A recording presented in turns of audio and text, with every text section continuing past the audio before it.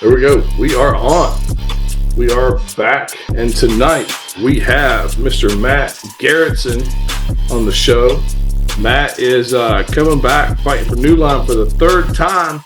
He's going to be seeing Stephen McBride this time in a pro MMA bout.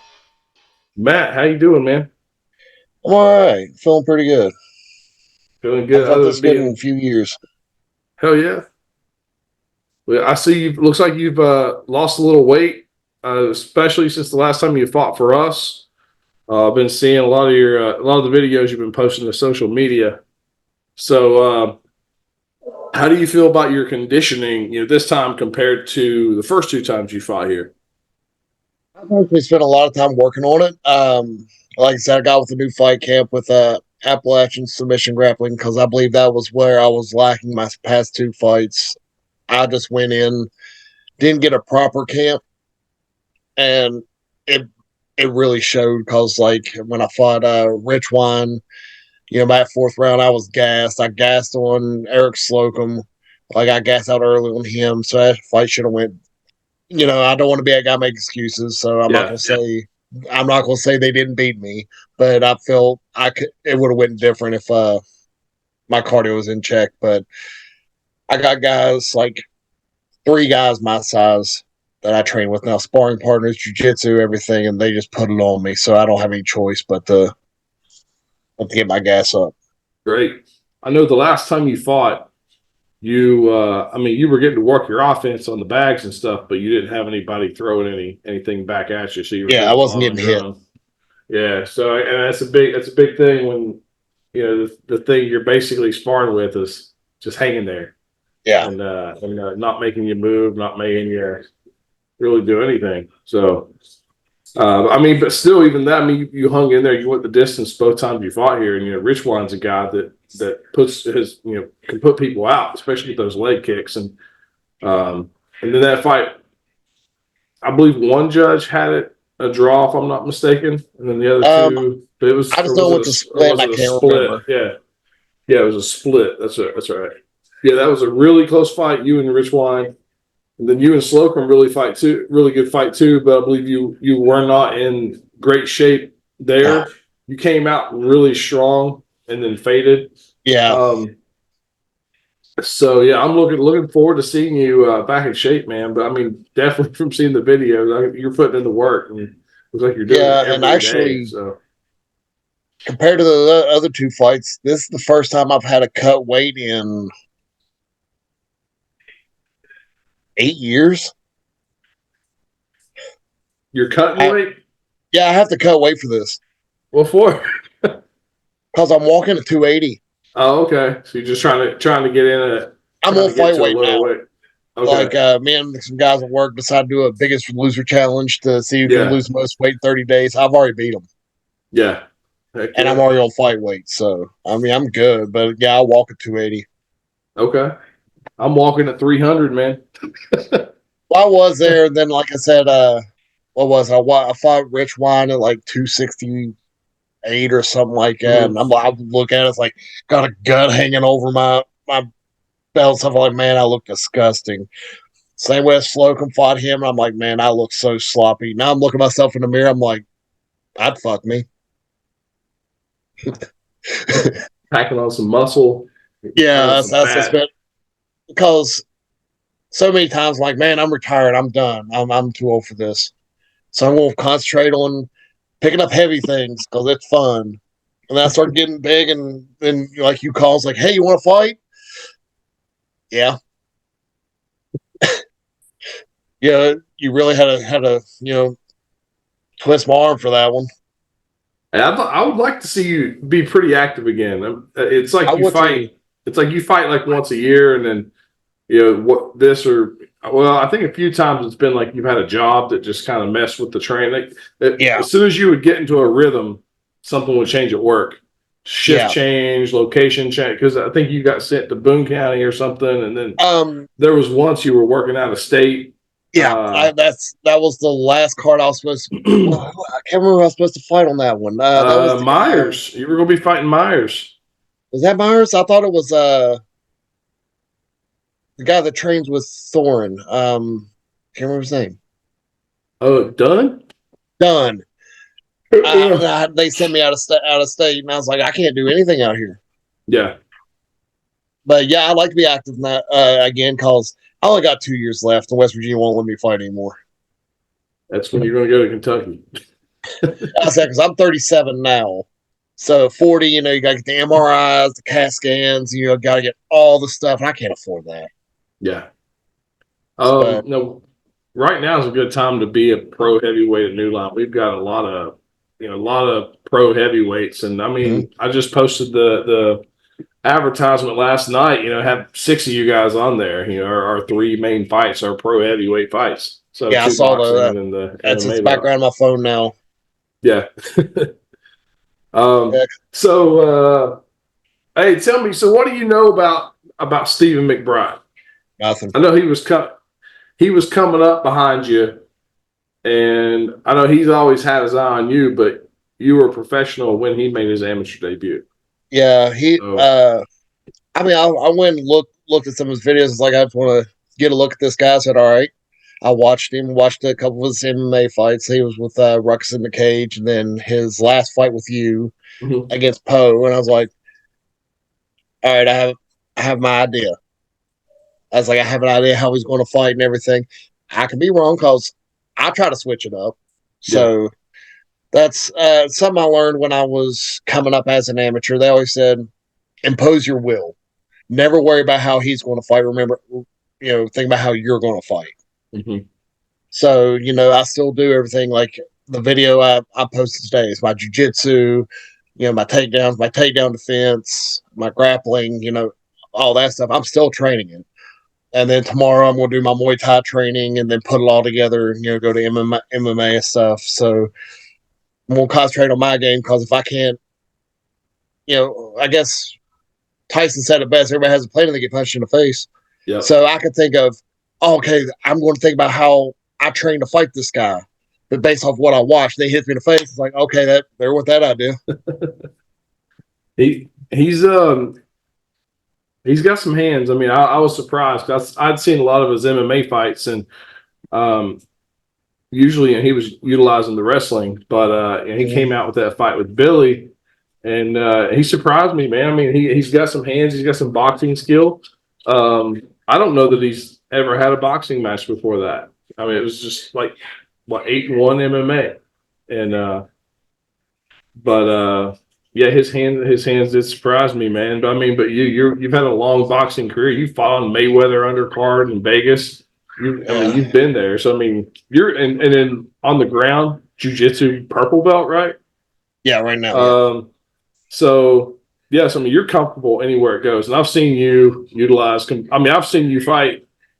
I've seen a lot of your fights, and I've seen you come out several different ways, several different styles, several different paces, and even several different sizes. One of my trainers, guy been with me since day one. He was actually in my corner in the Mayweather fight. I fought Michael Cockerham before he died. Yeah, 185. He's like, you guys are fucking stupid. I was like, why? I said, you guys are 185, and I knew you guys were come out fighting like 135. And he said, that's exactly what you did. You two went out there just started swinging. And if you watch the video, I don't know if it's still on YouTube or not. I have it here somewhere. But I'm in there doing my post-fight interview, and I'm leaning on the announcer. I wasn't doing that to look cool. I was trying to hold myself up. I couldn't breathe. I mean, I was in great shape. I was in insane shape. I was like, I'm going to die, You said you came out when you fought Rich Wine. You set a pretty fast pace too early on, and then he survived that early onslaught. Then you had to kind of coast for a little while, and it ended up being a great fight. But it's weird when you come out with that big burst of energy, and then you kind of hit a wall. You're like, oh god, I'm tired. He's still coming. You coast a little bit, and then you're back. But yeah, setting that high pace, man, and setting that high pace. And Stephen, I believe, set too high of a pace in his last fight with Billy, and came back to bite him in that fight. But he also wasn't getting the proper training at the time. He is now. He's training, I guess, 2 times a day. He's working a lot, but he's pretty sure he works with his coach, so he's getting some training. Yeah, well, that works. Yeah.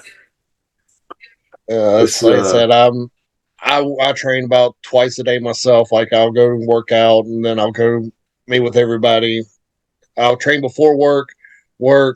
Sometimes get extra training when I have to wrestle inmates. So that's always fun. And then I go after work like I did today. And then, like I said, I got the next few days off, and that's all I'm doing. Busting it out. So Yeah. we got 4 weeks to go. Yeah. Glad to have you back, man. And we've got a lot of potential fights. I mean, I don't know if Dunn is done.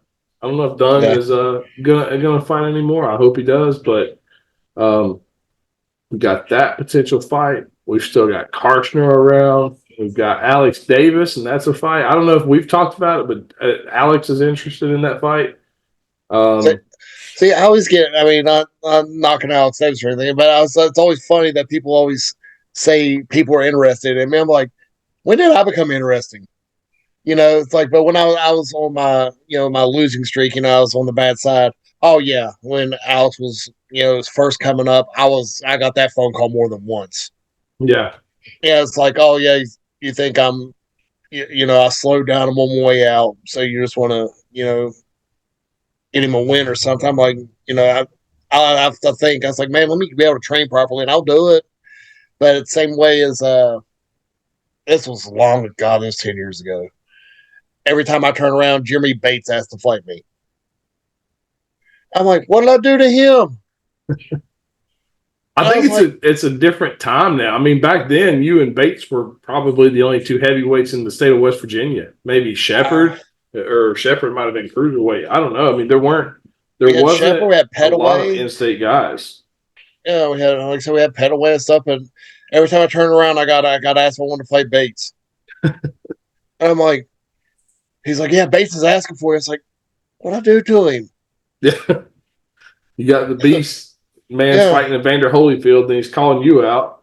Yeah, I'm like, I thought I did something. It was like Petaway in like 2012 or 13. He was like 19-1 at the time. Yeah. So. And then Mike Shepard was like a world kickboxing champion, and then it was you, and then y'all were like the 4 heavyweights in the state. Yeah, and then Pearl something Dawson. happened. Everyone my title Pearl was like 9-2. Yeah, so not a lot of good options for an up and coming fighter. Yeah, it's like you and a bunch of guys that are like world ranked. Yeah, and then everybody's like, "Hey, can you make this weight?" Yeah. So I made it, like I said, I fought anywhere from heavyweight to 168. Yeah. I believe you fought, was it you and Josh Stepp fought at 68, right? 75. 75. I was there for that one. Yeah, me and Josh Stepp fought at 75. I fought Coy Witt at 180. And then I went to Vegas. Oh, Coy. And then I fought at 168.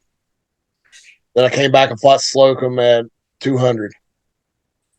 All over the place. Yeah. It's like my body's paid for it.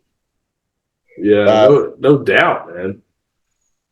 That's why I keep saying it's like I keep wanting to come back because somewhere along the line I want to get another title shot. I want to get one belt before I retire. Yeah. Before I retire for good. Because like I said, I mean, every fighter will tell you parts of your body hurt you didn't know existed. Mm-hmm. You have arthritis, all this stuff. So something's got to show you it was worth it. Yeah. And that's mine. I just want to have it one belt, just a picture with it.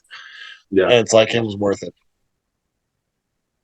Yeah, I think just being active will really help with that. Because it's, we see you fight, and then you come out, have a good performance, and like, all right, I'm starting to get back in shape, starting to feel good, and then something happens, and then you don't get to fight again until like a year later, and you get that one fight that year, then it's like you're off for a year, and a lot of things just out of your hand, but out of your control, but Yeah, I think if you just keep doing what you're doing right now, take a few fights, fight these in-state guys, see where you stand, see where we see where everybody stands. But Yeah. a lot of good potential fights and a lot of good winnable fights for you. And you're not that far away from the title shot. What, three fights away, and probably 3 fights counting the title shot.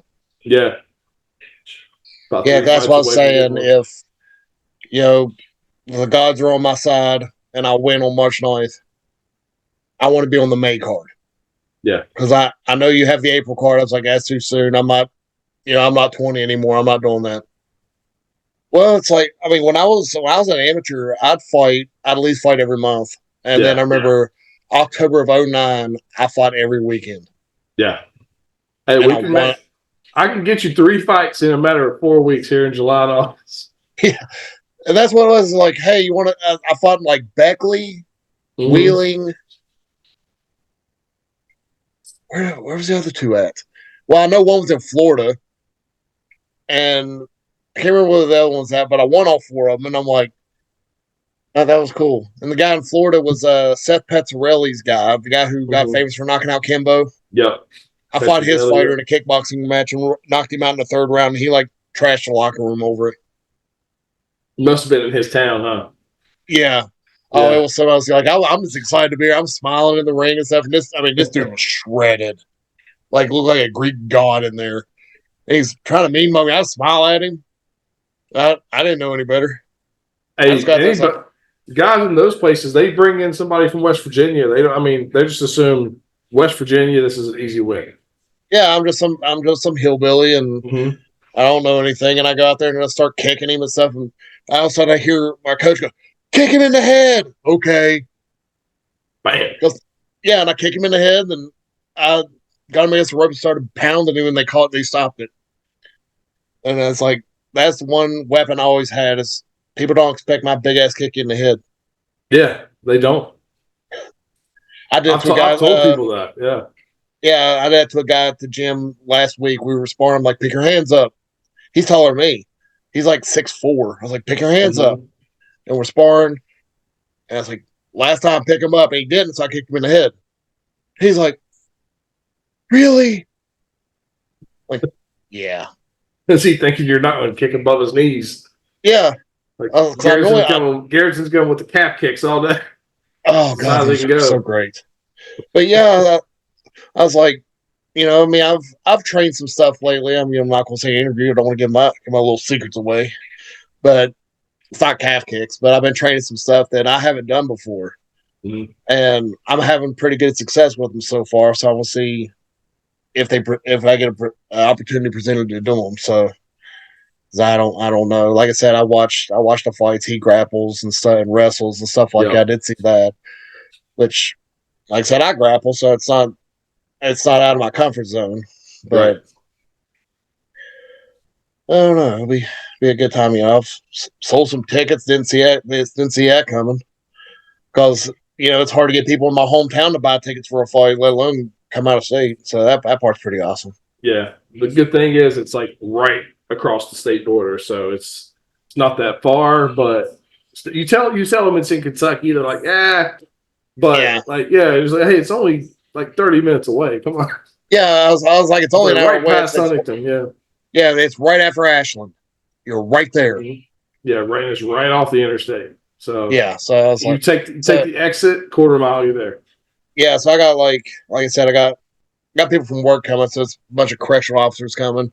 And I've been told my superintendent, I'm like, where I work in the juvenile center, I was like, if the kids quit being dicks, I might actually pay for the pay-per-view for them to see.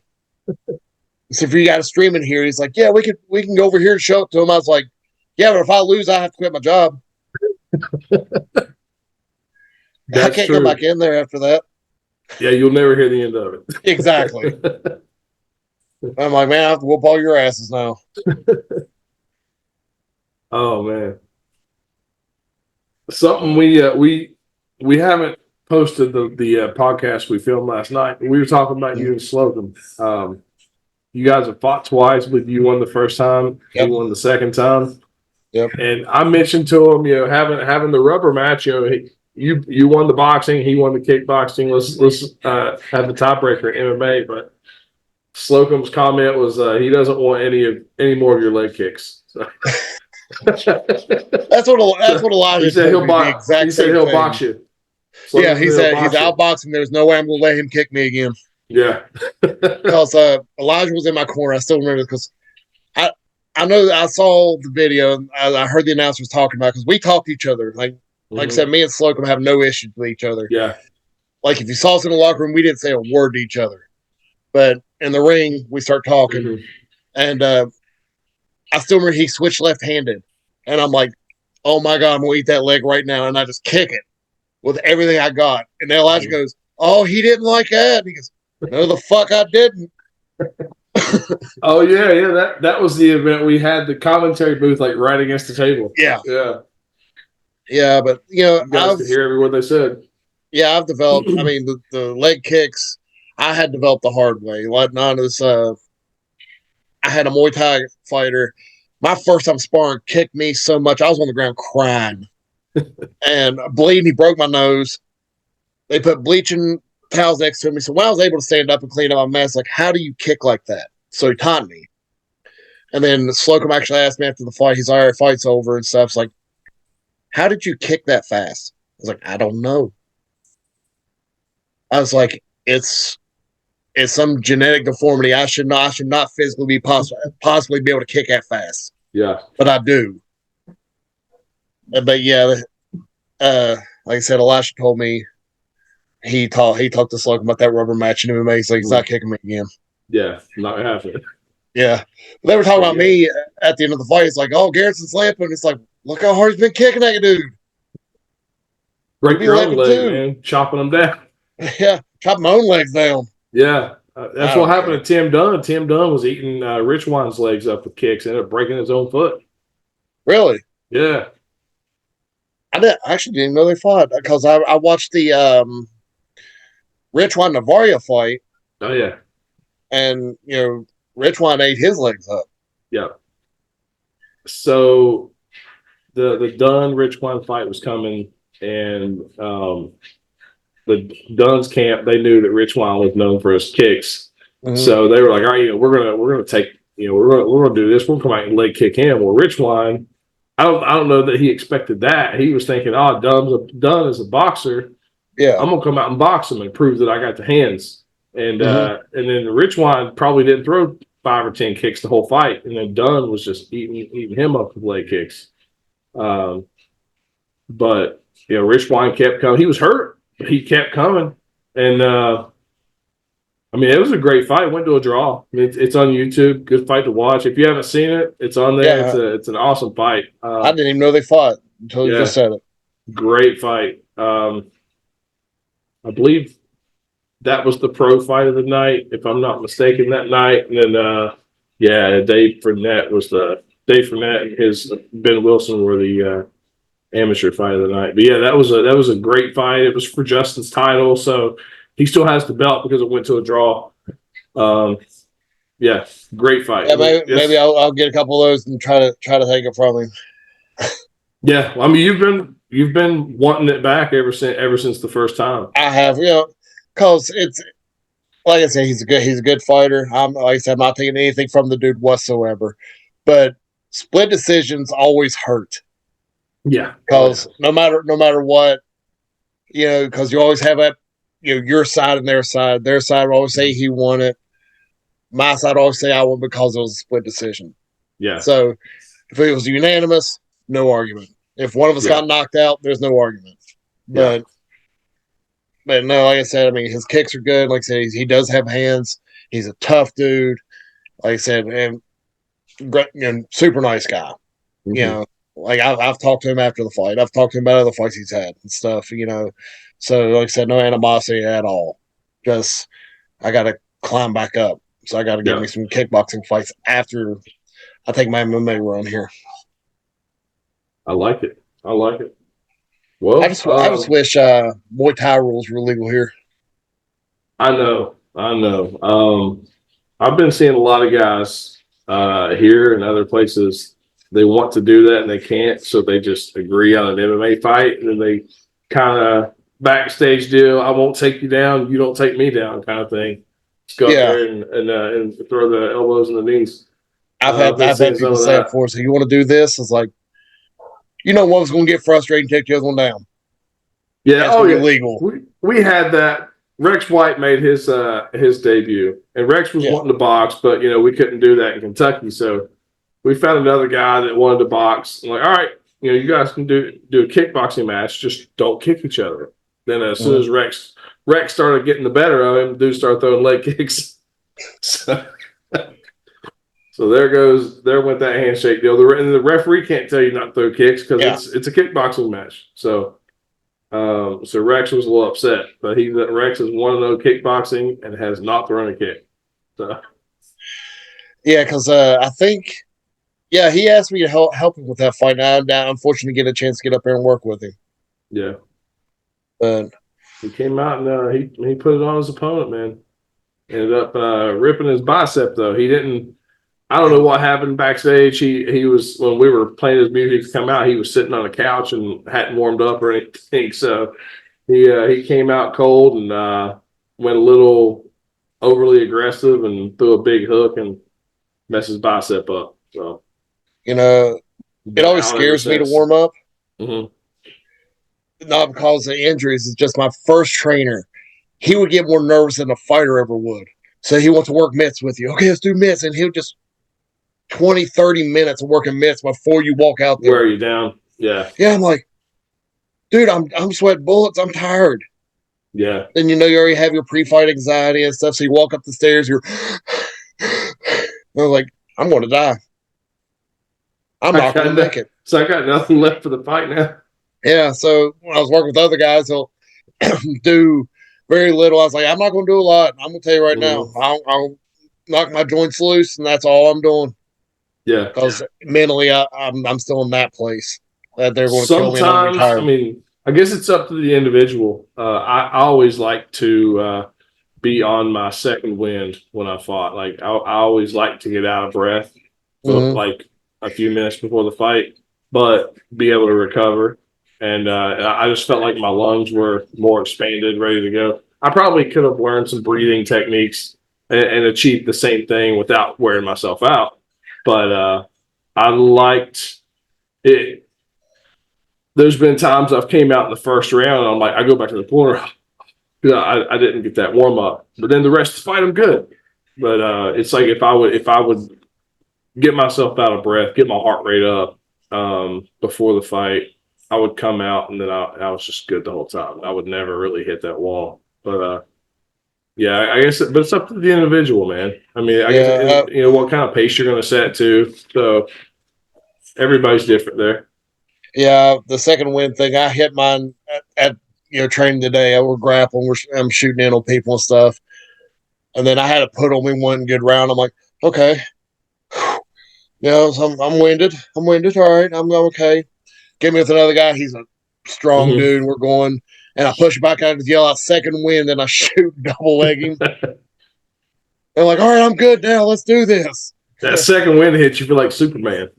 Yeah, but I don't know how long how big that tank is. So yeah. That's something you got to build up.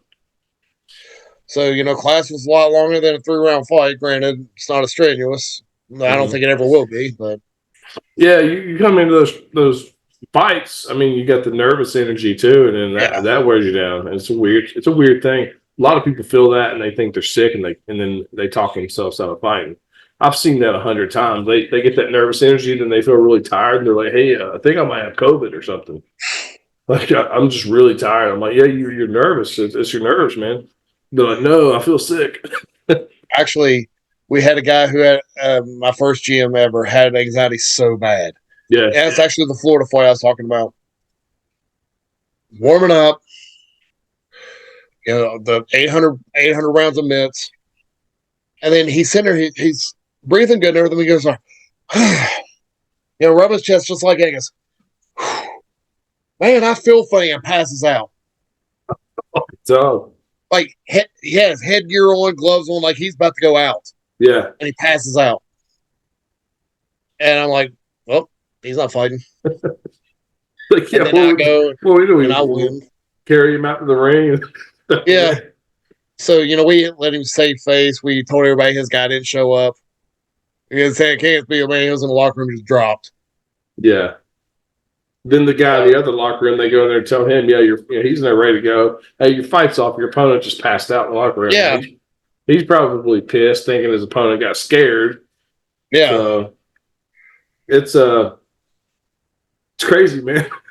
Yeah. I've seen a lot of that stuff happen, and there's always something happens crazy on one side, then the other side's just like, he was just scared. That's all it was. I mean, maybe, but sometimes, a lot of the time it is that somebody got scared, but not I'm trying to think what card I was on. Dude was, what was it? I'm trying to remember. They did weigh-ins, everything. It was still day of weigh-ins, so we did weigh-ins, and then we got like an hour off to get ready. Dude's opponent didn't show back up after he saw him in weigh-ins. He was scared of him. And I'll see right there. He said scared of him. That wasn't I don't know if you fought there at Jenkins, Kentucky. No. It could have been. I don't know. But it was a card I was on. I was there. Jason, it was day of weigh-ins. Jason McLeod weighed in. His opponent saw him and left. And then he got a new opponent who has not seen him yet. Well, then they both meet in the tunnel to walk out. And his opponent sees Jason. They call Jason out first. Jason gets in the ring. He's ready to go. The other guy left. Speaking of Jenkins, Kentucky, this was when Trotter was still alive. Yeah, Eddie. Yeah, it was his show because I was supposed to fight on it, and I didn't get approved for some reason, so I still showed up to support. One of my teammates is in the ring. He 185, literally a collegiate wrestler. Like he's built like it, he moves like it. I mean, buff looking dude, looks like I said, another Greek god looking somebody. And you see this guy, he was back in the locker room hours before, has hand wraps on and tape on him and warming up the whole time. But then you see him walking out, he has his mouthpiece there, shaking his head and stuff. And he walks over to the judges' table, says something, and turns around and leaves. And apparently he told the athletic commission that his wife told him that if he walks in the ring to fight, she'll divorce him. So he is indefinitely suspended until he can provide divorce papers. That's great. I'm like, man. I'm trying to think of this guy's name. I saw one time he was fighting at one of the Trotters. I think it was Kelly Kraft, big heavyweight. Mm-hmm. And he was back there hopping around, punching, warming up for 3 hours, man. Then gets in and gassed out in 15 seconds. Yeah. Yeah, it was. We had a guy in my first gym. He always said he wanted to fight, and there was nothing wrong with it. We tried getting fights. But he would always talk himself up. Like he's give himself nicknames and stuff. Like, dude, don't give yourself fight names. I was like, it's bad luck. And then he'd get a fight, first round gas out. Like, no matter how hard you train him, because, dude, you convince yourself you're so awesome. Mm-hmm. I was telling the guys at the gym today, it is a new generation, okay? But you get so many guys that want to cherry pick all their fights, like today, and if they cherry pick somebody or they go to a tough man or something like that, and they beat up these guys that's literally off the street, the first words out of their mouth, I'm the GOAT. I'm unbeatable. I'm the baddest motherfucker ever, and stuff. Then they get on a show with a guy that's actually trained and knows how to fight, and then they take that L. They quit. Yeah. And I've trained with a couple guys like that. They get in there. They do have a skill set. I mean, they're good guys. They beat up some goofball, and their head gets 3 times the size of their body, and then they take an L when they fight somebody, and they're like, "Well, fuck this." My generation was you never knew which day was coming. But one day in sparring, all the old heads will come in and lay an ass whoop on you you ain't ready for, just to see if you'll come back, just to see if you really want it. And the one I talked about, the leg kick, the broken nose, that was my first one. Yeah. That was my first time sparring, and I got that. I had never even sparred before the first time I fought. One of my buddies signed me up for a tough man, and I found out like a week before. I didn't have time to train, and I had never even had a pair of boxing gloves in my hands before. Never even hit a bag or anything. We did some karate growing up, and that was really it. I mean, I'd watched boxing on TV. I was a fan. Yeah. I ended up being okay just because I was like, all right, I'm gonna do what they do on TV, but I did it with like a karate stance. But after that first tough man, I liked it, so I started. I was like, all right, I need to find people to train with, and then I started training with like the local. Some of them were like pro boxers, and then some of them were pretty good amateurs. Like it was Jason McLeod, Carl Goff, all the guys that went to Carlos Turner's place, and they beat me up, man. But I got better from it. Yeah, I kept coming back. That was the thing. I kept coming back, and eventually then those guys were gone, and it was kind of like me and then the newer guys. So, but that's yeah, like I was fighting for Chase all those times. Like when I was when I fought like Josh Knapp and those guys, I was training with Tony Dunlap and all of his amateurs. Like I was the only pro in there, but I was telling everybody because it always sounds racist, but it's nowhere close. I was like, I'm getting beat up by a bunch of Mexicans and Puerto Ricans, and those guys are fighters. Yeah, that's what I mean. They're like, what's that like? Dude, they fight different. I was like, even these Golden Gloves guys, they fight so much different than anybody you ever see. So yes, I am getting slapped around by amateur Puerto Ricans and Mexicans. The Mexican boxers, I don't know about the Puerto Ricans, but a lot of the Mexican boxers typically have a style, and it's like they're out to entertain. They're not just out to pick their shots and win on points. So they're out to knock somebody out and entertain the crowd and have a good time. And there's a gym out here in Lexington, the House of Best Kept Secrets, and that's how they train their fighters. And because I was talking to their coach, and I was like, we were talking about the style, and I was like, man, that style won't make for a long career. He's like, yeah, but it'll make for a fun career, entertaining career, good fights. I mean, that's a style, man. But yeah, which I mean, I got complimented by a Mexican guy I was training once. Like I was just holding mitts for his stuff. He's like, with how you move and how the distance you get, you fight like a Mexican. And I'm like, compliment. Yeah. I was like like you said, Mexicans, where's that? They go to fight and they'll entertain and they're good fights. And like I said, those guys fight, dude. It's a different animal. I don't see how, I mean, yeah, you're winning fights. So you're winning Fight of the Night awards and all this, but you're taking a lot of damage, and I don't see how you can have a long career having fights like that. But I mean, they're good. I guess they're good fights, good memorable fights. Oh, I'm surprised mine's been as long as it has.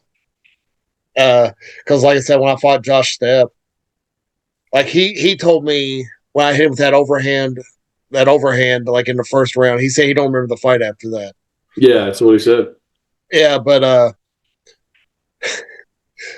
my girlfriend at the time was in the crowd. She's never seen a fight before. I came out, both my eyes were almost beat shut and everything, and she's like, "What is wrong with you?" I was like, "I don't know." I was like, "Who would do it? Who would do that to themselves?" I'm like, "Technically, he did it." I didn't do it either. Yeah, I used to train with Josh, and I remember that fight. I believe, if I remember right, his length was giving you some trouble early on, but once you landed that overhand, it was just all you after that. Yeah, because like I said, that dude's a long dude. Yeah, and even when I was I fought in Vegas at 168, that guy had a longer reach than me. So I got these little tiny short arms, but I think it helps my power a lot because I don't have the option of having the power at the end of my punch because I got short arms, so I got to throw from somewhere else, like throw from my legs, my hips.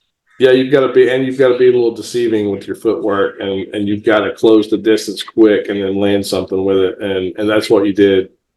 Yeah. I remember that fight because Josh was in control. He was just fighting the way he needed to fight.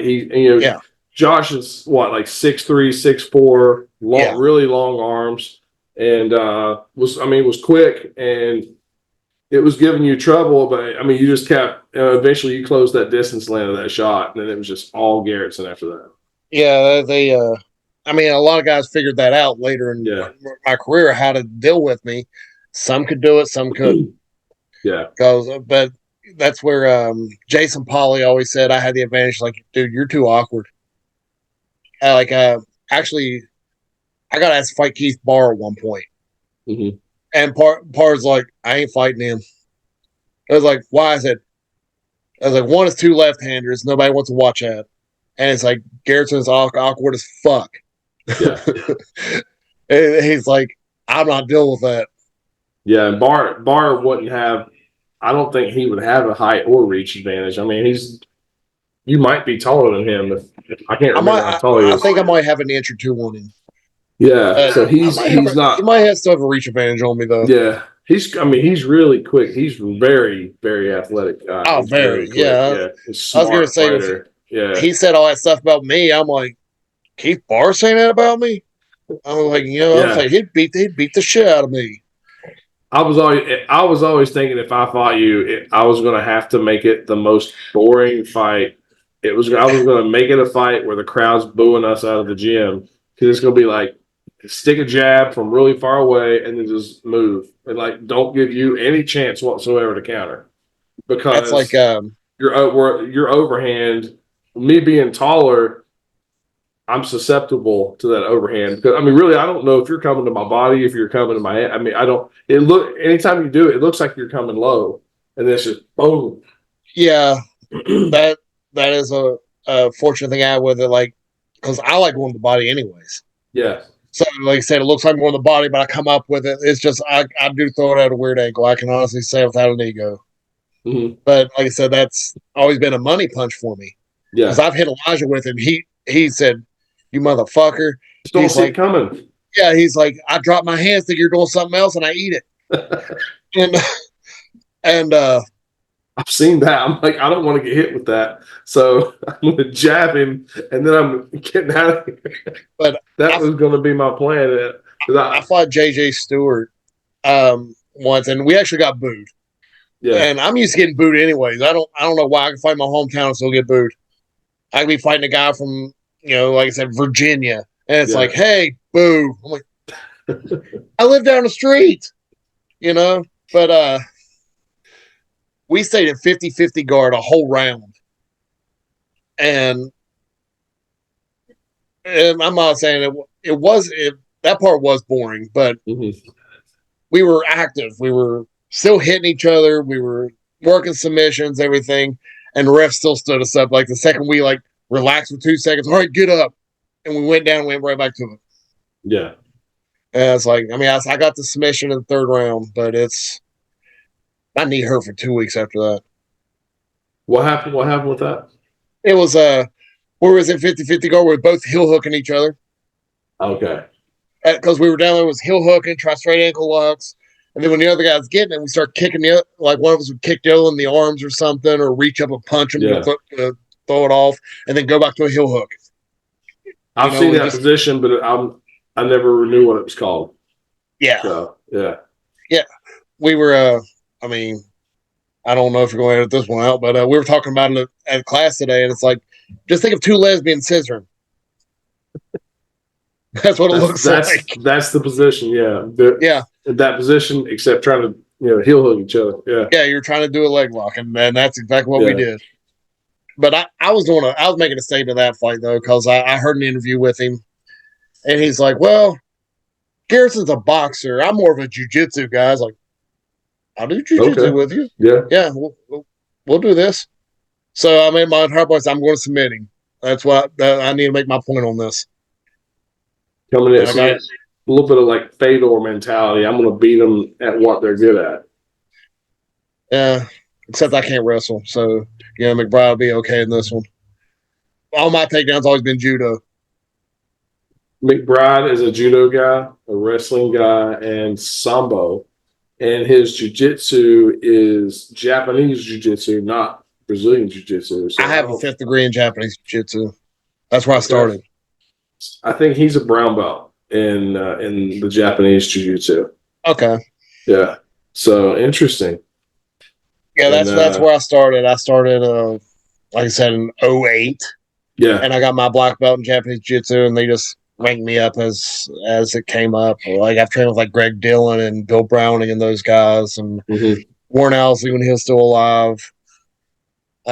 So that's where I came up. Then I went to Butch's, and then I got my purple belt through him. And like the same way with the fight thing, my work schedule and everything messed me up to where I should be a black belt right now. Yeah. But I haven't been able to get on be on the mat like I have been, because there's guys that I got my purple belt with that are black belts now. Guys that were lower belts than me, they're black belts now, and I'm like, man, I am so sad. Yeah. I can hang with them when I'm in shape, but that's me. Yeah. I'm just a white belt, but yeah, and I started ahead of a lot of those people, but I didn't actually have a lot of in gym training, I guess. Yeah. It was like I think it was September of 05 through March of 06 is the only like actual jiu-jitsu I had, like jiu-jitsu training. But in that time I went up to a 4-stripe white belt. I mean, I have a lot of grappling, but it was just like no coach kind of stuff, just like buddies wrestling around in the grass or wherever else we could go. But yeah, I have no gas tank now, but I can grapple with guys higher level, but I'll just gas out really fast. Yeah, I might know my submission game is very limited because I'm a white belt. I don't know. I got my positioning is good, my top game is good, but I'm probably not going to submit you because I only know like 3 or 4 submissions. Well, I tell everybody, like, while I was on today, I was like, listen, there's certain times I will set up a submission. I don't do it a lot, especially for MMA. I'm just going to try to get in place, punch you. Yeah, to get that position, win the round, or knock them out. Yeah. Yeah. I was like, but if you give me something, I'm taking it. Yeah. I am an opportunist. Because I'll be sitting working positions like, oh, look, here's an arm. I'm going to grab it and do whatever. It's like I'm not going to spend time and focus on something that may not happen. Mm-hmm. I'm going to wait for you to screw up. That was me, man. I was the opposite. I was like, I will not take the submission. I'm going to keep the position and punch you. And then it came back to bite me. It's like I had a guy in a rear naked choke, and I let go to punch him. And I ended up gassing out later that fight and losing. That's my only loss ever. And there were 2 times in that fight I had him in a submission and let go just so I could punch him some more.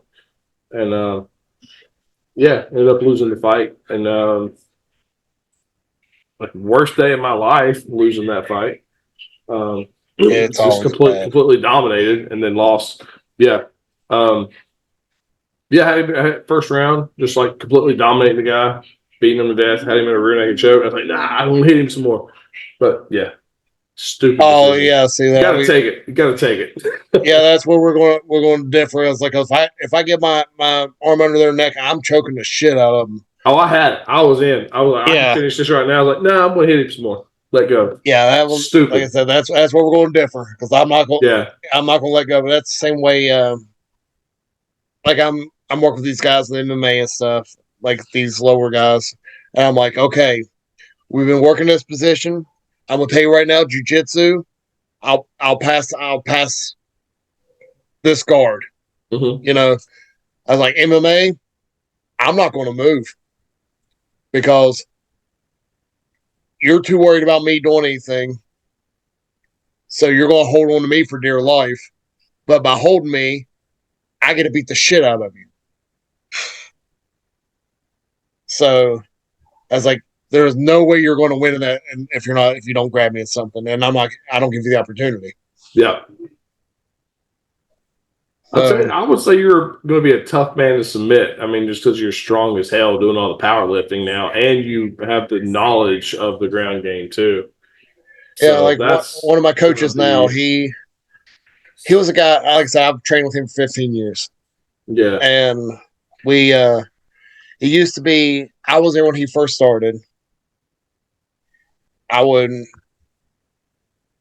I'd dominate him, but then for the longest time, I'm talking like 13 years, we were even. Yeah. Like we'd grapple, we'd do 10-minute rounds. Nobody submitted anybody. Now where I'm coming back, like I said, getting back in shape and everything, he just puts it on me. Yeah. And he gets me and stuff every now and then, but he's like, I can't set anything up. I just gotta wait for you to give it to me, like what I do. So I'm just like, and like today went so many rounds with him, and when I very first started working with him again, you give me 2 minutes, I'm done. Mm-hmm. I'm like, all right, I gotta breathe. Now I'm going rounds at a time. I'm like, all right, cardio's back. It's a good feeling. Yeah, and I start my last part of fight training in the gym tomorrow. So that's going to last me until weigh-ins. So it Nice. changed everything up. And then, like I said, I'll be with him. I got sparring tomorrow. So it's like people can see what I'm training because I post videos. But I don't care. Enjoy it, man. Yeah, I was saying that. I was like, I'm not a hard person to track, but it's like, again, it's one of those things like you said, I throw punches you don't see coming. You can't estimate how fast I'm going to kick you because I don't even know how fast it's going to happen. It just does. Yeah. It's like a magic trick. And then have a hard head. Yep. I mean, at this point, what are you hiding? You fought. You've had a ton of fights. There's footage of you all over the place. What's it going to hurt to add a little bit to social media now? If they want to see what you got, you're 37. It's hard to teach an old dog new tricks. You're probably going to be doing a lot of the stuff you've done over the years. At least that's how I am. I'm not. If I get back into it, you're not going to see me doing anything new. I'm going to do the stuff I used to do, just at a slower pace. Yeah, and, my friends told me, it's like they're like watching me fight. It's one of those things like you said, you can watch all the videos on me, so you'll know exactly what I'm going to do. The real challenge is stopping me from doing it. Yeah, yeah. And I was like, man, that gave me some confidence right there. With your kicks, they could see it coming. They could try to check it. They could block it. But, you've got big legs coming with a ton of power. You might break their arm if they try to block it with their arm. What are you going to do? You're just going to have to eat it. You're going to eat it. You're going to have to, really, they need to be moving out of the way. But at heavyweight, guys aren't getting out of the way of those. They're going to have to eat Not those. Much. That's like fighting Slocum. When he'd kick me, I just eat it so I can catch it. Yeah. And I was like, and the ref said, it's like, if you would have let go of his leg just a second before you punched him, when he went down, you would have got a knockdown, and that would have won me the fight. I'm like, man, if that didn't hurt. Just let go and hit him. Yeah, because he's like, oh, you got to let go. You can step in and hit him. And apparently I stepped in before I let go. Yeah. So if I did switch it, I would have got a knockdown and won the fight. And I'm like, I believe I remember that because a lot of people were wondering, why didn't they call that? And me, I've never kickboxed. I never refereed kickboxing. I was just a fan of kickboxing. Used to watch a lot of K1. But yeah, there's been a lot of times over the years watching kickboxing. I'm like, why is that not a knockdown? He landed a punch, the guy went down. Like, why is that not a knockdown? It's like it's a whole process of everything. And same way with, it's like, it's weird. Like in MMA, they say 12 to 6 elbows can't come straight down, but they can be laying on the turn it. Yeah, 11 to 5. Like, just turn it, just like that. A little bit. I can do the same thing. 11 to 5. Or I can have them on the ground. I can go completely across and arcing. And you can go 12 to 6 like that. Yeah, you can 12-6 like that, and that's perfectly legal. I guess this would be technically 6 like 11 to 12, right? That's 6 to 12. Yeah, it's wherever that is. It's so weird. Yeah, I believe I've heard rumors that the 12 to 6 elbows are being cut out, along with some weight class changes. The weight class changes happened a long time ago. Just UFC never adopted the new weight classes that. I didn't know that did happen, but I heard the 12-6 one because Yeah. like Dan Severn taught me when I one of the few fortunate times I've been able to train with him. It looks like a 12-6 elbow if you really look at the angle of it. He's like, if you got him in guard, put your head behind his head just like this, like you're just relaxing.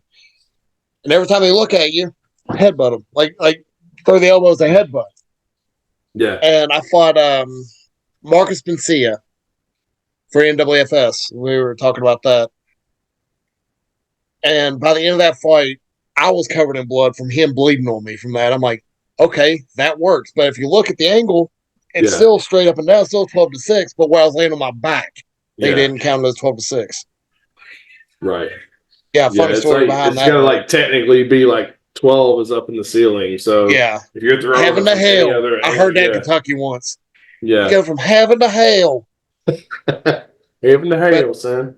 Yeah, that was in Morgantown, and right afterwards, I was disappointed. I lost and put my hoodie on and all that stuff. Me and Butch went out to go eat at BW3's. He's like, "Come on, man, come out to eat with me." All right, people were buying me drinks. I'm eating a quesadilla, all that stuff. And me and the girl that drove me went to my friend got me a hotel room. We was going to drive back the same day. He's like, "I'll get you a hotel room, man." And we went. So I looked at her. I said, "I'm going to take a shower." And I took the hoodie off. I got blood all the way up and down my face. And I'm like, "Why did you tell me I'm covered in blood?" She's like, "I thought you knew." I was like, "I was in BW3's fucking eating a quesadilla and shit. Nobody paid attention. Like, nobody. It's not even my blood." Yeah, this ain't mine. Good Lord. I went in the bathroom and washed it off.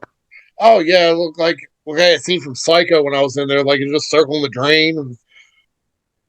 And, let's say I got funny stories. I mean, let's say I get funny stories like that from it, so can't really complain too much. I'm sure you've got a lot of them, a lot of stories. Yeah. Well, tell me this. So I think the first time I saw you fight was the Logan Tough Man. Oh God! It seemed like you won that one, right? But yeah. I feel like you went pro not long after that. So what led to you going pro?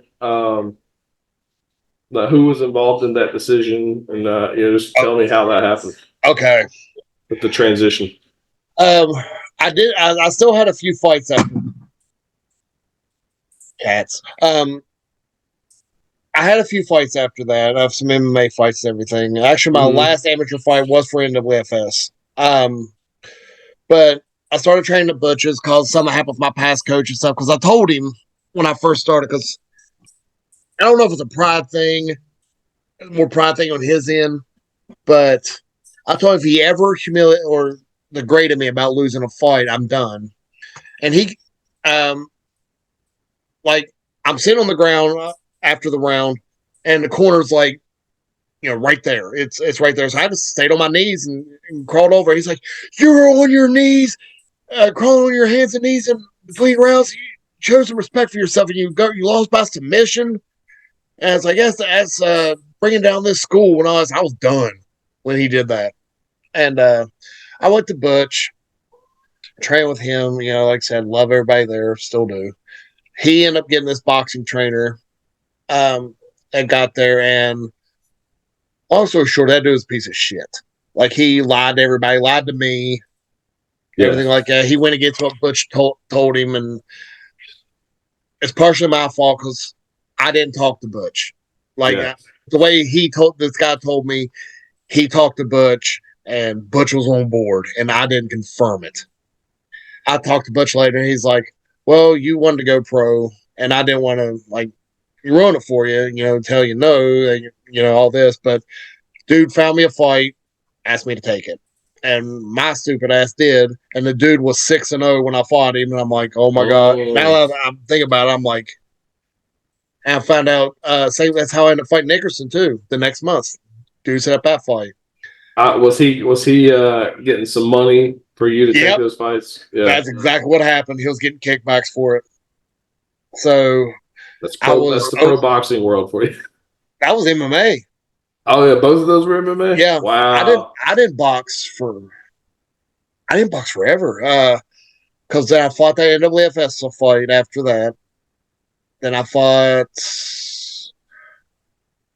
Fuck. I fought 5 or 6 MMA bouts before I even had one boxing bout. And it was for Chase. Mm-hmm. That's when I fought Coy Witt at the South Charleston Rec Center. It's like the last place you'd ever think boxing would happen. Yeah. But I don't think it's happened there since then. I don't think so either. Like I've tried to get the place and they have never called me back or responded to my emails or anything. Yeah. yeah, I went in there and Coy was 2-0 and he had 2 knockouts and all that stuff. And me and Chase had an agreement.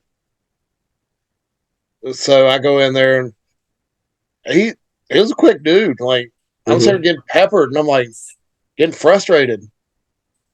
And I don't know if that video still exists, but it just lucked out. He threw a hook.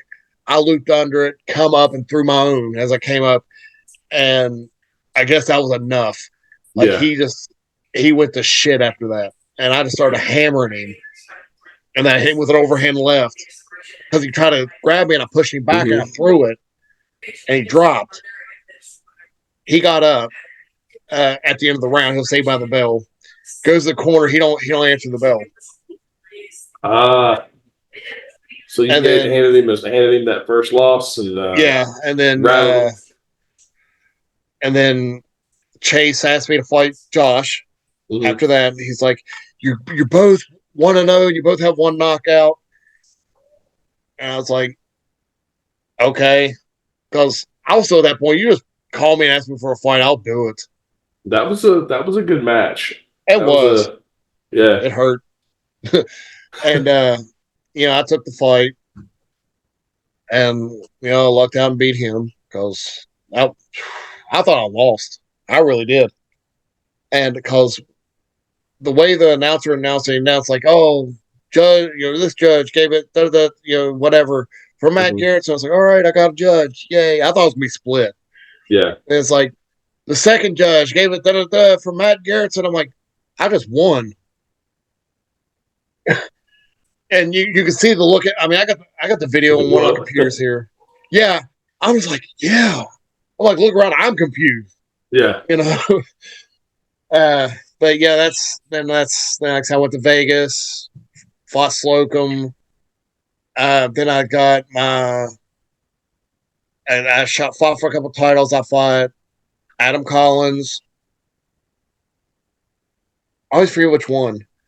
One of the handshaws, can't remember which one I fought. Tommy or Travis, but it's one of them. I always forget which one it is. I'm thinking Travis is the one that still fights, has the better record. Tommy might be the bigger one. I can't remember. It was the bigger one. I know that. Yeah. And then I fought. I was supposed to fight Chris. What's his name? Chris Smith? No, Chris Jones. I was he's like Chris 6-0 or something like that. Yeah, and I still had a pretty banging record at the time, and he couldn't do it. Like something happened with him, like work or something, so he couldn't fight. So that's when they put in Chris Smith, and he was the coal miner from Logan County. Jason Smith. Jason Smith. Yeah. I don't know why I keep saying Chris, but Jason Smith fought him. Yeah. Jason was like 9-0 or 10-0 or something like that, I think, before he ever got his first loss. Yeah. I think he went to like Florida or something. Miami. Texas, if I remember, he got knocked out. Yeah, and like I say, it was coming back, and I remember I talked to Keith Barr about that. He's like, I'm gonna try to fight Garretson left-handed. He said, don't fight him left-handed. And he's like, same way, say he's too awkward. Don't throw it left-handed. Mm-hmm. He's like, the first punch you threw, you knocked him down. I was like, I told him. And then he got was considered a knockdown on me. Again, I want to make excuses, but they said I slipped. But I guess he connected with a punch, so they counted it. Yeah. And so I lost that one. I was sad. Yeah. But that's a pretty good fighter though. So he was. Oh, yeah. it was on was MySpace. I think it was MySpace. No, it was still Facebook. He messaged me. It's like, I just want you to know, I had to miss work today. I was like, I'll take that. I think that's a compliment. I don't know when everybody started switching over from MySpace to Facebook. It was probably around that time, 2009 or 10, I think. Yeah, Something like that. yeah, something like that. But it was, like I said, That's it's where always seemed like I had some of my fight videos were on MySpace. I thought it was going to be around forever. mine too. I have my old pictures and all kinds of Yeah. stuff. But like I said, so I got my title shots, and something happens. And I don't know. I dropped the ball somehow. Yeah. Like I said, I'll fight Adam Collins. He said I punched him in the dick, and that was a no contest. Hanshaw, it was a majority decision for him. And then Smith, I lost unanimous, and then I lost the split to Richwan. Yeah. So it's not I'm getting destroyed in these title fights. Mm-hmm. It's just, I don't know.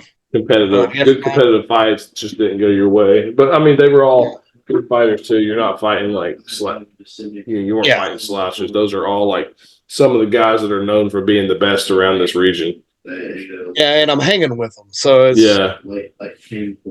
that's. I mean, like I said, I can take pride in that because I've never bought a fighter, mm-hmm. and stuff like that. So that's a big thing in boxing. Most guys that have a good record, I mean, that's why they've bought some wins. Yeah, a lot of people don't know how that works. I'm not going to even try to explain all of it, but I've tried to explain it. People don't believe me. I'm like, they really do. It's crazy. Yeah, I was like, here I am. I didn't know. I mean, I didn't learn that all until I became a promoter. I mean, it's frustrating. I used to be when I was a fighter, I was always frustrated over a lot of stuff. Now I'm a promoter, and I'm like, what the hell, man? I mean, boxing is crazy. And yeah, and the bad thing is, I can tell you the fights in which I was supposed to be the bot fighter. Yeah. I still this day I know which ones that they paid for me. Definitely Bellows. Yeah. And probably the whip fight. And definitely your first two MMA fights. Yep. I was bought for those. Let me think. Travis Clark. Dang, yeah. I was bought for him. And that Russian dude. I fought him in Pittsburgh. Okay. I can't pronounce his name. Yeah. Yeah, I was bought for him. And like I said, it's like I knew, but I still fought because even Travis Clark told me afterwards, he's like, those are when you get the best paydays. Yeah, but the money's at. And the bad thing is, I actually took those for the paydays. Yeah. And I shouldn't have, so that that looks bad on me because I don't want to be that guy. And like I said, now I'm trying to make my way back. Like I said, get ticket sales, which I got ticket sales now, and they're all front row seats. So these ain't general admissions. Yeah, so I got more COs. Gotta fill them up. Hey, like I said, if anybody's wanting to sit front row, they better get them now because Michael McClendon, his people are coming out and they're buying all those front rows. So, I mean, they sold bought 3. About half of them. Yeah, yeah, I have. He sold like 40. I have like 2 more COs, one to go. I think. So, and maybe, like I said, maybe my superintendent will go and grab some people. So it's like, it'll be awesome because I haven't sold tickets since the Jason Smith fight. That's the last time I actually sold tickets. Yeah. I would really like to have you and McBride fight a little closer to Charleston or even between Charleston and Beckley. Yeah. I mean, you're a Charleston guy. He's a Beckley guy somewhere. And I got you fighting each other in Kentucky. Yeah. But both fan bases are having to travel to see you guys fight. But I believe both you'll have some people out. He fought in Huntington in October and probably had 25 people or so out there to see him. So yeah, I mean, a long way from Beckley, and this is only like 10 minutes further than Huntington. So hopefully he can pull some people out to see him there. And it's an hour from Charleston, if that, maybe 50 minutes. Yeah, I think I looked at from like my house like an hour. Yeah, you're what, Chesapeake? Yeah. Where's that at in relation to Charleston? I'm like 15 minutes from Canal City. Okay, if you're like past Canal City. Yeah, like if you're going towards Beckley. Yeah, I'm that way. About 15 minutes. Okay, you're getting out from the city out to where the coal mines are. Yeah. Okay. I'm not up a holler, but I'm getting close. Yeah. Okay, yeah. So you are probably about an hour. I was thinking like from like downtown Charleston, about 50 minutes to the fight. Yeah. So, yeah. Yeah, so I'm needing this win. I do. I'm getting too old for this shit. Could keep losing. Hey, it's a big fight for both you guys. I mean, because he's needing to win too. And he lost his pro MMA debut. He lost his pro boxing debut. I mean, he lost his pro boxing debut to Billy Poe, and we didn't know. Like, I hadn't seen Billy fight. I think Billy had a few pro Muay Thai fights in Thailand, and he's had a lot of pro MMA. We knew Billy was more of a grappler. Mm-hmm. I didn't know what kind of hands he was going to have. Billy's got some nice hands, and that's another potential fight for you there. Billy is probably a natural middleweight, and he's fighting. I used to fight middleweight, welterweight. Billy was fighting the welterweight, middleweight. Now he's fighting heavyweight. That's another potential fight. And he's got Alex Davis. I got asked by a promoter to fight him not too long ago in MMA, but Alex didn't want it. I believe he told me he would do it. Really? He prefers boxing. That's what they told me. He's one to focus. It's what they told me. It's like he's one to focus on boxing right now. He's like, you want to fight him in MMA? I was like, I don't know. That was before, like when he was still, like I said, coming up. I'm like, you guys just trying to use me for a martyr here. And I was like, you know what? Fuck it. That's how I'll do it. And if he wants to fight MMA, I'll do it. Yeah. And at that time. And it's like, well, I talked to him. He wants to concentrate more on boxing. And I was like, okay. Yeah. Alex was 3-0 amateur MMA, and he fought MMA for me before he boxed for me. But when he started boxing, he decided that's what he wants to do is box. So I don't think he's really been training for MMA. I mean, he has a little, but he really just putting in the boxing work. And you guys, as far as boxing goes, you guys have about the same amount of fights. So. Yeah, so you think about boxing, I always tell people this, like, boxing's easier. Because all you got to do is, I mean, granted, you got your angles and all that stuff, but you got to throw hands and all this, but you don't have to worry about a guy kicking you. You don't got to worry about a guy taking you down. So you can get in close as you want, throw. The only bad thing, though, is if he's a better boxer than you, like, you can't do anything else. You got to box him. Yeah. So that's the thing. Yeah, if you're fighting Alex in MMA, he starts hitting you with those hands. You can leg kick him, you can take him down. But if you're boxing somebody and they start getting the best of you, you can't kick them. You can't take them down. You gotta outbox them. So it's like it's easier, but at the same time, like it can also be a lot harder. Like when it comes down to something like that. That's why I'm like it's.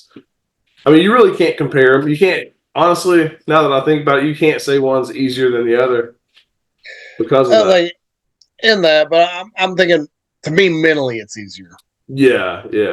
Like I said, you're right. Boxing, guy boxes you, you're just going to get hit more, and it's going to suck. But there's less to think about. Yeah. All I got to think about him hitting me in the face. Mm-hmm. MMA, like I said, it's like, he's going to hit me in the face. He's going to shoot. He's going to do A, B, and C. He's got all these tools he can do with. That's why I mean it's easier to me. Mhm. I don't got to think as much. Right.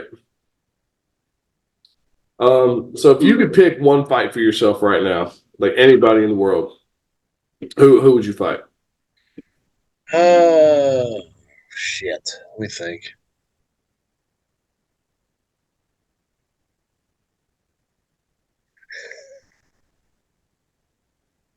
All right, I got it.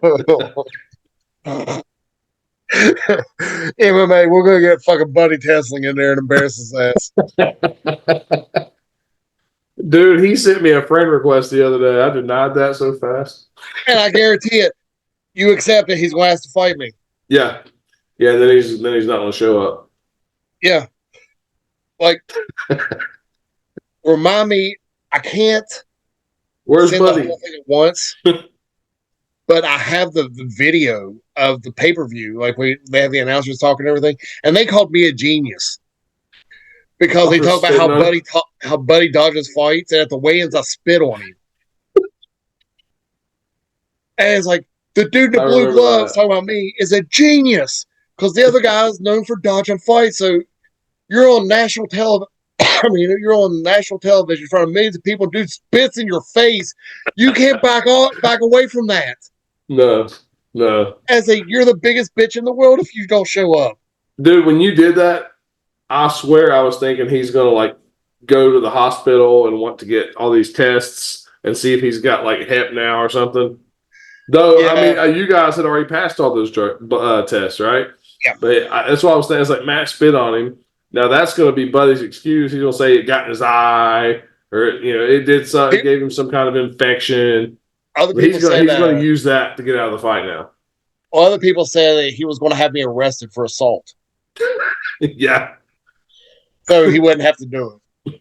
The rest of that weigh-in was crazy. It was just like you laughing and then him yelling. So like the whole time they're trying to weigh other people in, he's just running around yelling, cussing, pushing security around. Oh, they made me leave because Did of they? that. Yeah, it's like you got to go, man. I'm like, Yeah. Gonna okay, cause a riot. Yeah. yeah. Let's see, he won't calm down. I was like, fuck He you. didn't. Yeah, I mean, even after you left, he was still running around cussing, screaming.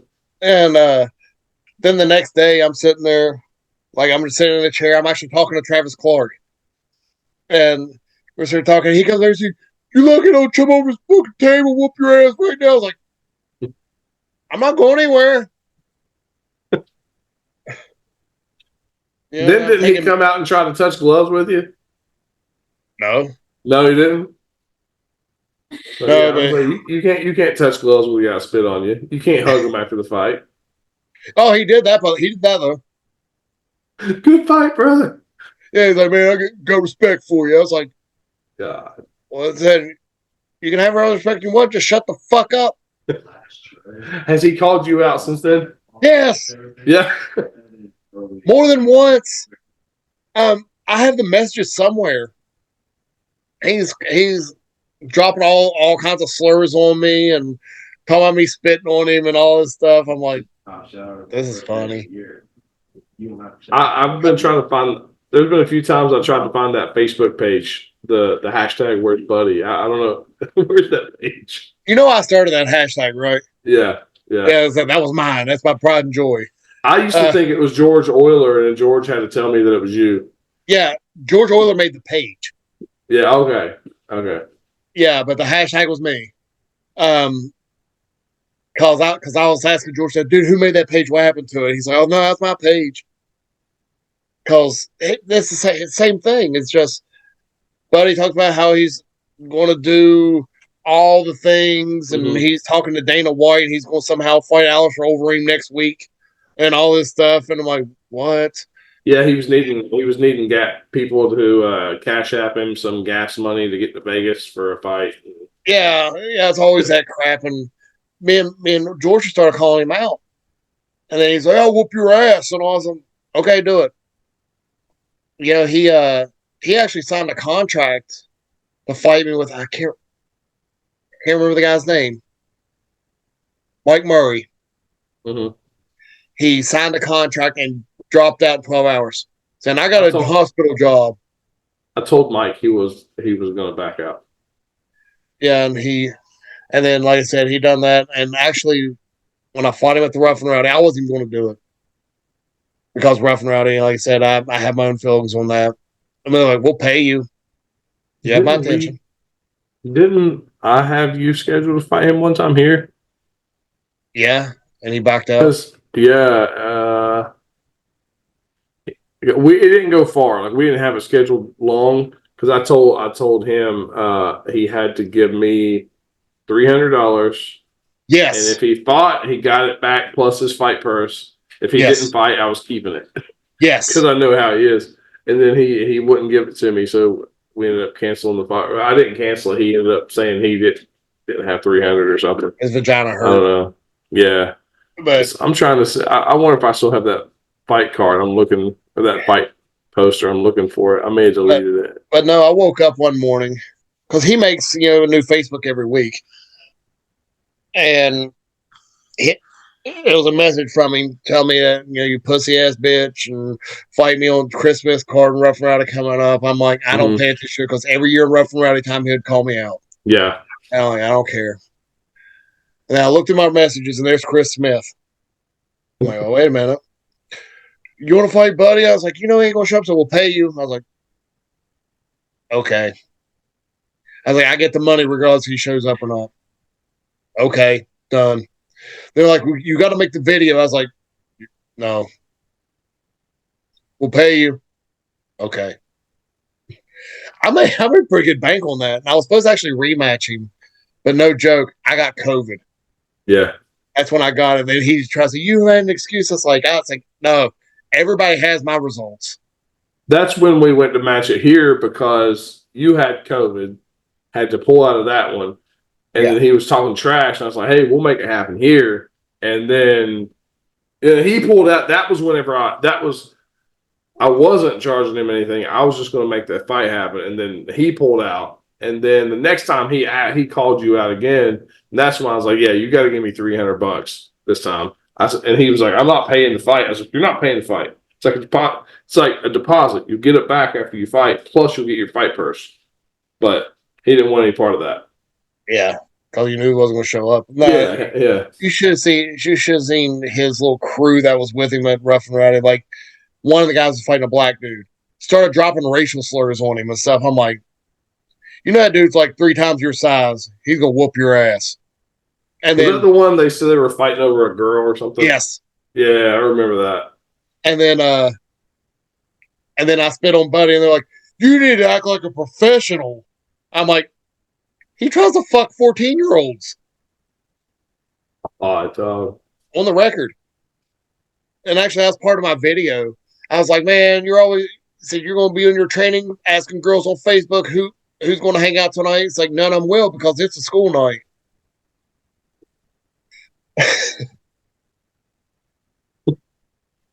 That's awesome. Yeah, fuck him. yeah. But that'd be my MMA fight because I still remember he had his little fight team from back in the day, and he said he actually showed up to a fight. Well, I guess before we found out he sucked, and went to Bluegrass MMA when they were around. Yeah, and said he got slam of the night. I read the play-by-play. I was like, one, slam of the night don't exist. Mm-hmm. And it said he picked him up and placed, and dude had a guillotine, picked him up and placed him back down on the mat. And then Buddy goes to the corner between rounds, says his wrist hurt, and they called it. The first time I saw him fight, I didn't know about all the other stuff going on. It was in like a rough and rowdy brawl. I was a judge. I didn't think he was bad. He won the first night, but then he didn't come back. Yeah, he always done that. He would fight. He would call out some goofball that's in special needs classes. He beat somebody who definitely didn't belong in the ring. Yeah, and then he no-showed the second night. Yeah, because he realized he's going to fight somebody. Yeah, but he wasn't bad. Like you could tell he knew how to box. But like that guy, I don't think that guy knew how to even throw a punch. Like Buddy just ran through him. I was like, all right, this Tesling guy, he's got a little technique. He knows how to box, but like maybe he just couldn't take it when somebody came back at him with something. But he knew how to box. I remember that. But I was like, so the second night I was like, I'd like to see that guy fight somebody who could actually come back and give him something. And then he wasn't there. Yeah, always happens. I remember he was. I was told once he won the first night. Second night he saw who he was going to fight, and somebody saw him running down Canal Boulevard. Not surprised. Saying his mom was in the hospital or something. Mm-hmm. Yeah, always something happened. Something happened right before the fight. Yeah. Yep. Yeah, it's like, Ragnarok happened. My mom got sick. They it's like there's porn stars giving free blowjobs. I mean, it's something. Hell, there were two porn stars at the Rough and Rowdy. One was a midget. Oh, yeah. Tiny Texie. Yeah, I got a picture with her, but I'm literally sitting on the ground next to her. I'm on my butt, and I'm still taller than her. Yeah, she's and I did see like other wing girls photobomb me. Mm-hmm. Yeah, I don't care, but it's just funny. Shout out Buddy Tesla. Yeah. Hashtag where's Buddy? gotta start putting that hashtag on everything again. Yeah, I should put that on my TikTok.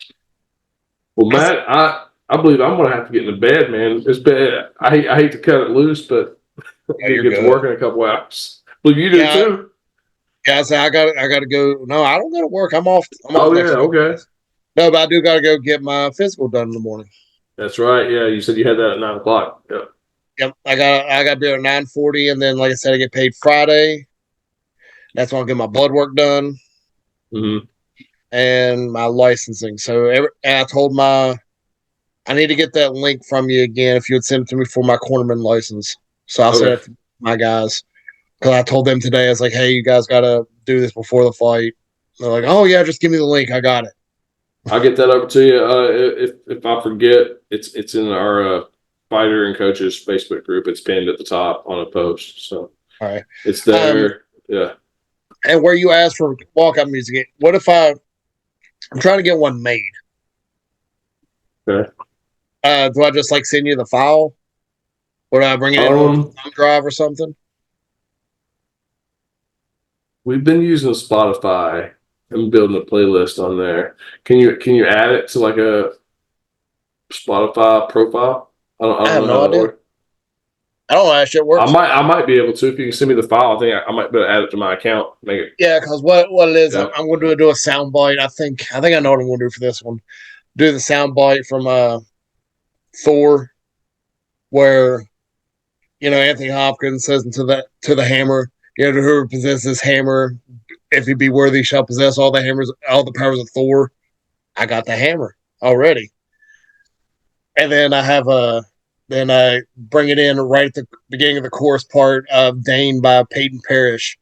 Where it's like, rise up, it's time for war, undeniable fortitude, wielding powers of Thor. I'm like, yeah, shows I'm worthy. It's crazy how the fight song is such a big part of a fighter's lead up to a fight. I don't know. It's like you got to have it right. You got to have something. Yeah, you do. You got to have it right. Yeah. I mean, I'm not going to come out there like it's raining men, Right. Greg Maynard always came out to, I don't remember what it's called. It was like, do you really want to hurt me? Oh, yeah, that's Boy George. Yeah. Josh Depp always came out to everybody's kung fu fighting. I used to come out to No Diggity. And then I mixed it up a few other times. I came out to some non-point songs. I think last time I came out to the Paint It Black. It's like the epic trailer version. Yeah. But most of my fights, it was No Diggity. Well, there was a local group that actually wrote a song for me. It's on Spotify, I think. Mm-hmm. But those guys were awesome. And I actually, when I had the first Charleston fights, I came out to it. You see, I think they tried to kill me that night because I won fight of the night. Because it was like I said, me and Michael Cockerham, like, oh god, it was nuts. He was like 6'7", wasn't he? 6'5", 6'6". Yeah, super tall, 185. Mm-hmm. Just so long, but we beat the hell out of each other. Yeah. And that was actually his idea. Like, well, the fight was because Butch posted for that, and he's like, I was like, he's like, posting these guys are gonna be on the card, and he's like, hey Matt, can you make 185 for? We can make this happen. I was like, yeah. And then Bush like, gotcha. And like I said, we were cool, but then that band took me out to go celebrate and drink. I ran some people from my old gyms and stuff, and they're all getting me drunk. And that turn around, this one girl's putting shots in my face or a beer. I was like, I almost died. He tried to kill me. I don't have an alcohol tolerance. Yeah. God. So they're gonna find me in a dish somewhere. Just keep drinking. Yeah. But yeah, I'm gonna go to bed. I'm gonna take a shower and go to bed. All right. Well, thanks for anybody who has stuck around and watched all of this. And wait, this was live? No. Oh, No, we're recording. Yeah, you never know. We're gonna slip up and say something crazy. Oh yeah, it's me. Yesterday we recorded one. I accidentally revealed the gender of Elijah's baby, so I gotta go edit that out so I don't ruin their gender reveal. We were actually talking about me doing stuff like saying random stuff today. Like when I was out of town, I was working with a guy I worked with, and we had a gym to lift weights at. So I'm lifting, and I have Keith Whitley playing on my Bluetooth speaker. And this girl, never met her before, comes in and says, who's listening to this faggot ass shit? I was like, whose dick I'm sucking is none of your fucking business. And he introduces us, and she also worked at that facility. Yeah. So then we worked together. And then me and him would go to the movies on Wednesdays. I'd make him think we're gay. What the hell? Have you ever seen two big, bald, burly men all bowed up having sex, like eating over the sink? I was like, it's not pretty, but it gets the job done. So she hated you guys. Huh? So she hated you guys, huh? Oh yeah, I don't care what I say to people. I'm not ashamed of anything. Man. All right, well, I'm gonna get some sleep, brother. Thanks for coming on doing the interview. I think we've meant to do this a few times, and it's not happened. But yeah, we got it in, and we'll do it again sometime because you're gonna be fighting some more. Yeah, I hope. We're gonna make it happen. All right, Matt. Thanks.